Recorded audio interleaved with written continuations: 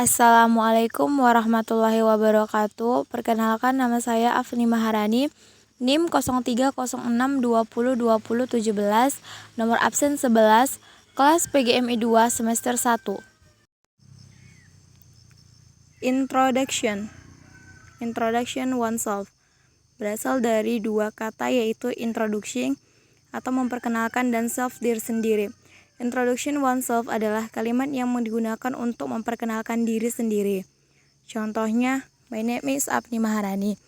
Nama saya Afni Maharani. Introduction other berasal dari kata introduction, memperkenalkan, dan other, yang lain. Introduction other adalah kalimat yang digunakan untuk memperkenalkan orang lain. Contohnya, do you know Afni? 2. Pronoun. Pronoun atau kata ganti adalah kata yang dapat menggantikan suatu kata benda atau frasa kata benda. Kata ganti berfungsi menghindari pengulangan kata benda atau frasa kata benda yang sama yang telah disebut sebelumnya. Macam-macam pronoun. 1. Personal pronoun adalah kata ganti pada objek dan subjek yang menunjukkan pada orang atau penamaan.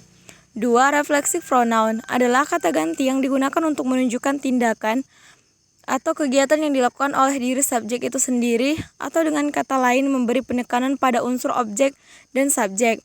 Contoh refleksif, myself, yourself, ourselves, yourselves. 3. Possessive pronoun adalah kata ganti yang memperlihatkan kegunaan seseorang atau sekelompok. Contohnya mine, yours, hers, ours, yours, theirs. 4. Demonstrative pronoun adalah kalimat yang menunjukkan kata benda. 5. Interrogative pronoun adalah kata-kata yang mempertanyakan orang atau benda. Contohnya, what is broken?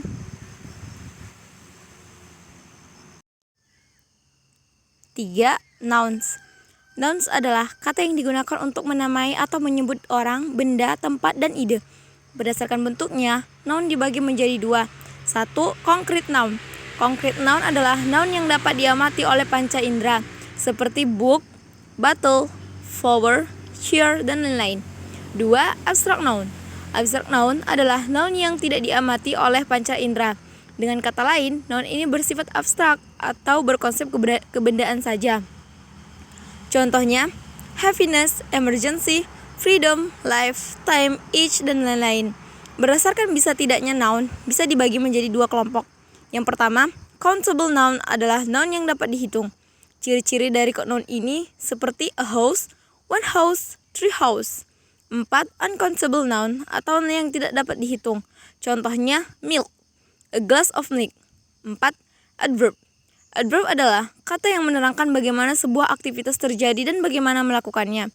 Fungsi daripada adverb: 1. Adverb of time atau adverb yang menggunakan keterangan waktu dan menyatakan kapan peristiwa itu terjadi. 2. Adverb of frequency, seberapa sering kegiatan itu dilakukan.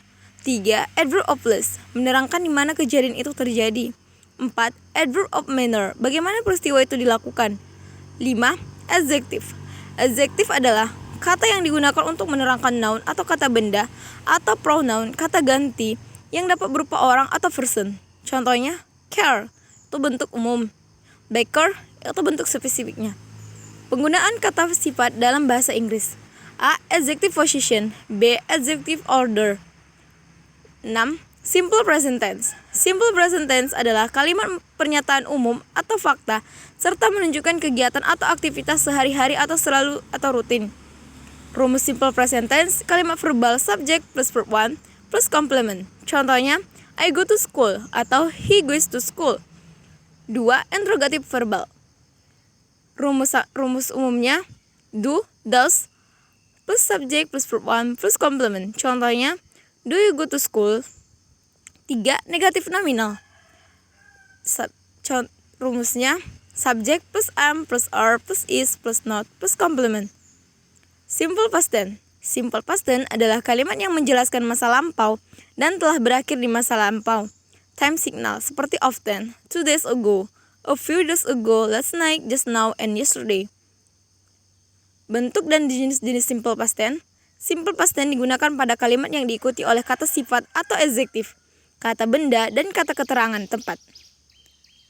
Rumus umumnya subject plus verb 2. Simple future tense. Simple future tense adalah bentuk tense yang digunakan untuk menyatakan suatu kejadian di masa yang akan datang. Bentuk tense ini merupakan salah satu tense paling dasar dan sering digunakan dalam penulisan maupun percakapan. Fungsi will, mengajukan permohonan, mengajukan keinginan dan ketidakinginan, mengajukan janji, menunjukkan fakta umum. Be going to, menunjukkan niat untuk membicarakan kejadian yang akan segera terjadi. Shall, membuat kalimat menjadi formal, menawarkan sesuatu, mengusulkan aktivitas yang ada oleh pembicara dan pendengar. Fungsi simple future tense, mengungkapkan gagasan umum, mendeskripsikan kebiasaan, menggambarkan emosi, menyatakan milik atau hubungan personal, menentukan batas waktu dan fokus kejadian. Keterangan waktu seperti tomorrow, next, tonight, soon, later, by and by, the days of the after tomorrow, 2 more days. Gerund. Pengertian gerund. Gerund adalah bentuk kata kerja yang diberi tambahan huruf ing dan berfungsi sebagai kata benda atau nouns untuk membedakan kata. Manfaat gerund. Gerund as the subject, gerund sebagai subjek, gerund sebagai predikat kata benda, gerund sebagai objek langsung, gerund sebagai objek dari sebuah preposisi. Lanjut, artikel. Artikel adalah kata yang digunakan untuk membatasi pengertian dari noun atau kata benda. Pembagian artikel. 1. Definiti artikel. The merupakan kata sundang pada definiti artikel. The digunakan pada hal spesifik, telah jelas ataupun telah diterangkan sebelumnya meliputi person, thing, maupun ide. 2. Identifiti artikel. A atau N digunakan pada identifiti artikel. Kata sandang ini digunakan pada hal yang tidak spesifik atau belum pernah diterangkan sebelumnya. 3. Zero atau artikel. Zero artikel berarti tidak ada artikel N, the, dan yang perlu digunakan terhadap sesuatu noun. Lanjut, conjunction. Conjunction adalah kata hubung yang menghubungkan dua kata, kalimat, dua frasa, atau klausa. Pembagian conjunction. 1. Coordinating conjunction adalah kata hubung yang digunakan untuk menghubungkan dua bentuk gramatikal yang sama, yaitu kata, kalimat, klausa, dan frasa.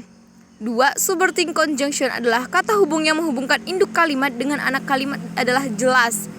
3. Correlative conjunction adalah kata hubung yang memiliki pasangan masing-masing.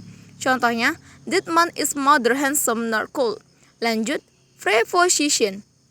Preposition adalah kata yang berfungsi untuk menunjukkan hubungan antara objek dengan pembagian lain dalam kalimat.